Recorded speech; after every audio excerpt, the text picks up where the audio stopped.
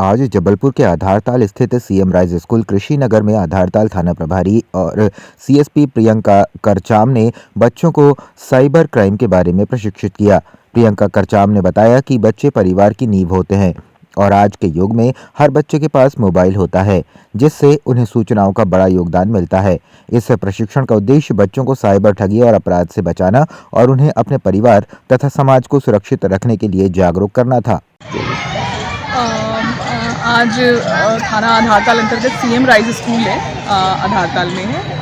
यहाँ पर पुलिस अधीक्षक महोदय द्वारा जो जागरूकता अभियान साइबर के संबंध में चलाया जा रहा है, इसी के अंतर्गत हमने साइबर जागरूकता का एक कार्यक्रम हमने आयोजित किया, जिसमें सीएम राइज स्कूल के प्रिंसिपल श्री पालीवाल और उनका स्टाफ उपस्थित था। और यहाँ पर करीब हमने 200 बच्चे थे, जिसमें लड़के लड़कियाँ सभी थे, जिनको साइबर के संबंध में जागरूकता के संबंध में यहाँ पर कुछ इन्फॉर्मेशन। टीआई साहब और सीएसपी मैडम जो हैं स्कूल में आए और इन्होंने हमारे सभी बच्चों को साइबर क्राइम से बचने के लिए और जो आजकल नए स्कैम आ रहे हैं मोबाइल के थ्रू अलग अलग ऐप के माध्यम से जिस तरह से ठगी की जा रही है और पॉक्सो एक्ट के बारे में, तो इन सभी बातों के लिए बच्चों को बहुत अच्छे नियम कानून की जानकारी प्रदान की और इनसे बचने के उन्होंने उपाय बताए।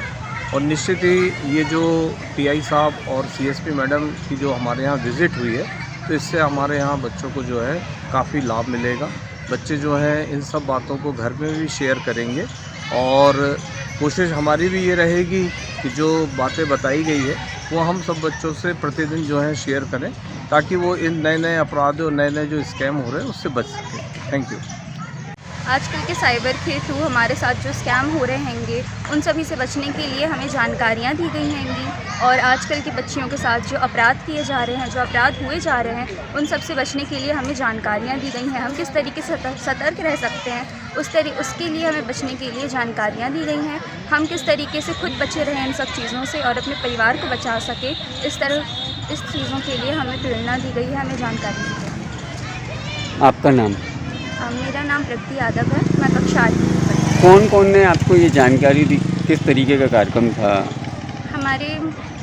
हमारे स्कूल में पुलिस अधिकारी आए थे, जिन्होंने हमें ये जानकारियाँ दी हैं और हमें मार्गदर्शन प्रदान किया है।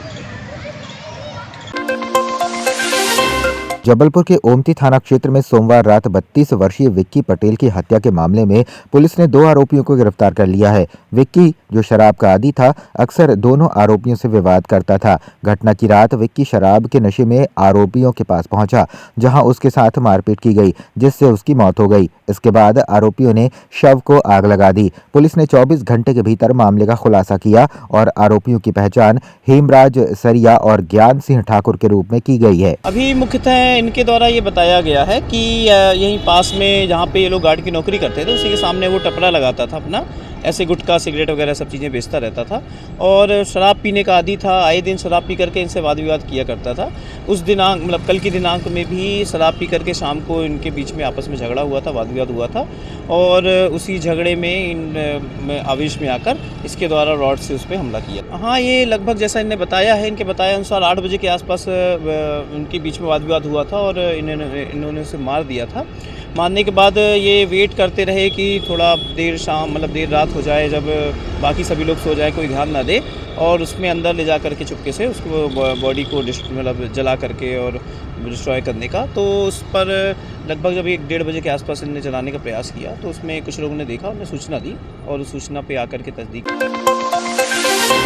जबलपुर जिले के अमरपुर गांव में सोमवार सुबह एक पिकअप वाहन पलट गया, जिसमें लगभग 35 मजदूर सवार थे।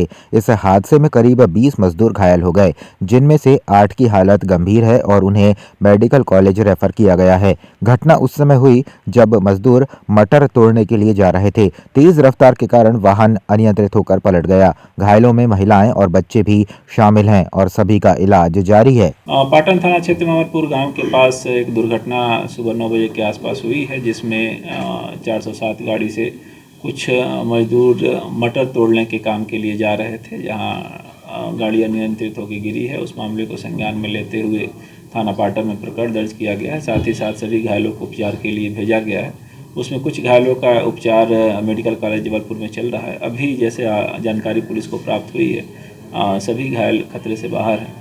रही बात मजदूरों का या अन्य लोगों का पिकअप के माध्यम से ट्रांसपोर्टेशन के संबंध में, तो इसमें समय समय पे जांच किया जाता है। क्योंकि यह सीजन मूवमेंट का है अपने ज़िले में, तो इस समय और इसकी जांच बढ़ाई जाएगी।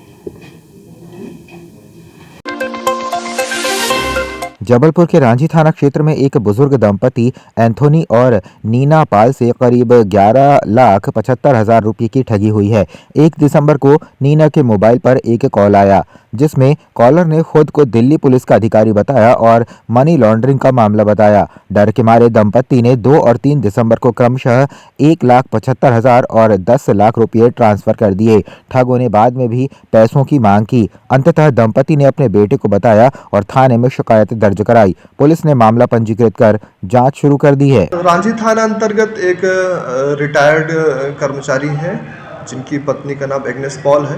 उनके मोबाइल नंबर पर एक फ़ोन आया जिसमें उनको दिल्ली साइबर पुलिस के नाम पर डराया धमकाया गया और बताया गया कि आपके द्वारा मनी लॉन्ड्रिंग की जा रही है आपके बैंक खातों में, तो आपके विरुद्ध कार्रवाई की जाएगी। जिसमें से वो परिवार काफ़ी ज़्यादा डर गया और उनके द्वारा करीब 12 लाख रुपए जो है उन फ्रॉडकर्ताओं के खाते में डाले गए हैं और जिस पर ये घटना संभवतः 1 और 2 तारीख की है। कालांतर में ये सूचना जब पुलिस को दी गई, उनको ज्ञात हुआ और पैसे की मांग की जा रही थी, तो उनके द्वारा पुलिस की सहायता जाएगी, जिसमें अज्ञात आरोपियों के विरुद्ध अपराध पंजीबद्ध किया गया है और बैंक खाते फ्रीज कराएं तथा अन्य आरोपियों की तलाश की कार्रवाई की जा रही है। सर, लगातार इस प्रकार की घटनाएं प्रकाश में आ रही हैं, किस प्रकार से आप आम जनता तक लेकर ये बेसिकली सभी को ये समझना चाहिए कि फ़ोन पर किसी भी प्रकार का ट्रांजैक्शन करने से पहले, किसी प्रकार में डर, भय या लालच में आने से पहले हमको 50 बार सोचना चाहिए कि फ़ोन पर इस तरह से कार्रवाइयाँ नहीं होती हैं। अगर पुलिस आपके विरुद्ध कोई प्रकरण भी दर्ज है या फिर आपसे कोई गलती भी हुई है, तो भी आपको पुलिस की सहायता लेनी चाहिए और वहाँ पर उसको वेरीफाई करना चाहिए कि ये ऑथराइज्ड पर्सन है कि नहीं है।